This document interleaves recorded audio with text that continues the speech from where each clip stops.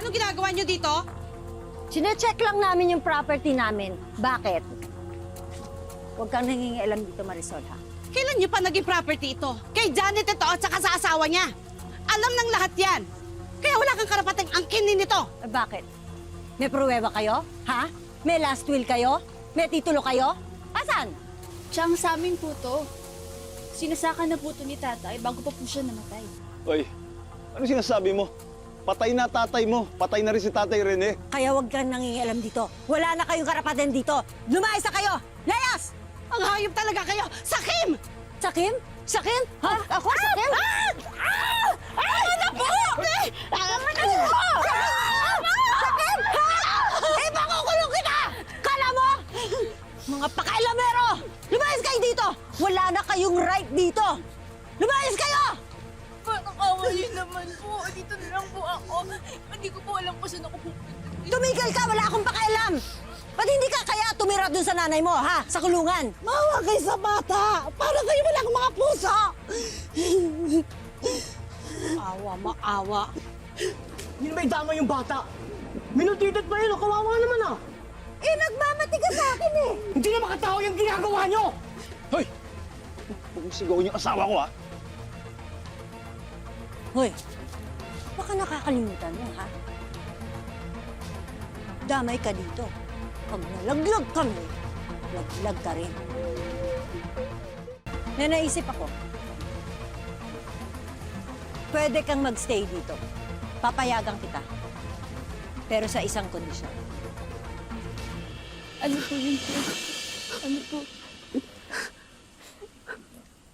Magkakatulong ka dito.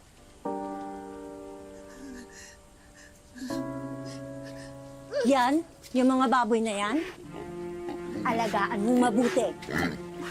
Ha? Pakakainin mong mabuti. Ha? Naiintindihan mo? Naiintindihan mo? Mawa kayo sa bata! Mawa kayo sa kanya!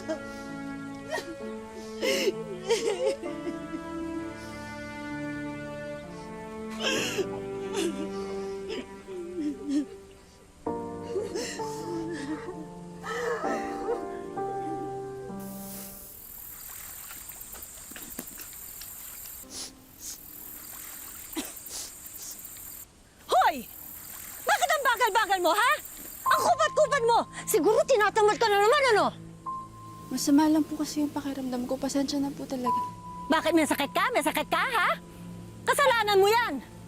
Kasalanan mo dahil tatanga-tanga ka! Ngayon, pagkatapos mo dyan, maglaba ka, ha? Yung mga damit ko, kailangan linisin mo! Hindi ka dapat tumigil hanggat hindi ka natatapos, ha? Susubong po kita sa nanay ko. Susumbong? Susumbong? Ha? Sige, sumbong mo ako nang pareho kayo makulong. At dahil dyan, diyan ka matutulog sa koral. Visit ka. At ito, yan mga bukong yan. Di ba sabi ko sa'yo, ayusin mo yan? Bakit hanggang ngayon nandiyan pa yan? Ikaw ha? Ang kubat-kubat mo talaga. Nakakabisit ka na. Kayo! Ano? Magtitrabaho kayo. Di nanonood kayo. Buisit!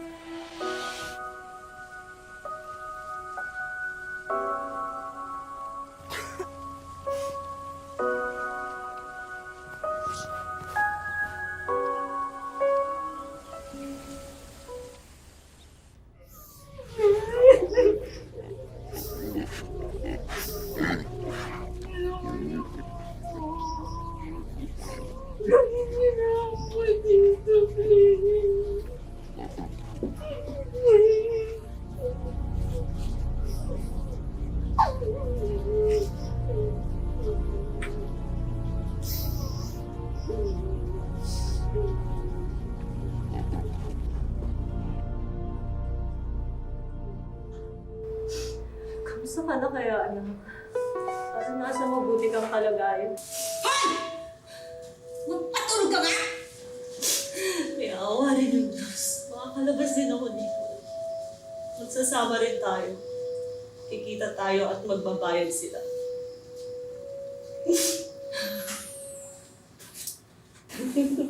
Magbabayad sila. Hoy! Iingay mo! Anong kakain na, no?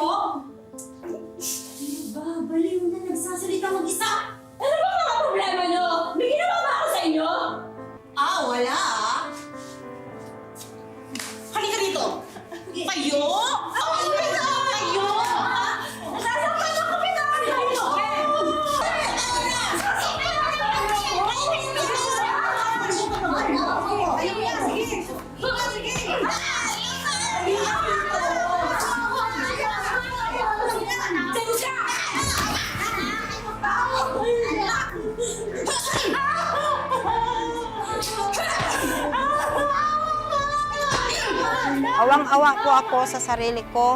Minsan po, naisip ko, magpakamatay na lang ako.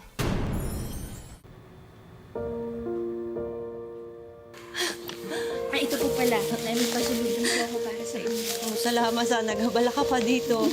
Kumusta ka na, anak?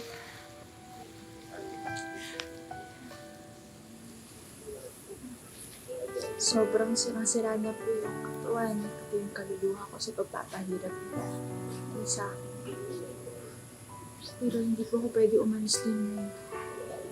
Hindi ko po pwedeng iwanan yung lupain natin. Lalong-lalo na at hindi sa kanila yun na sa atin yun. Huwag kang mag-alala. Kasi malapit na akong makalaya, anak. Malapit na. Talaga po, Nay? Oo. Paano po?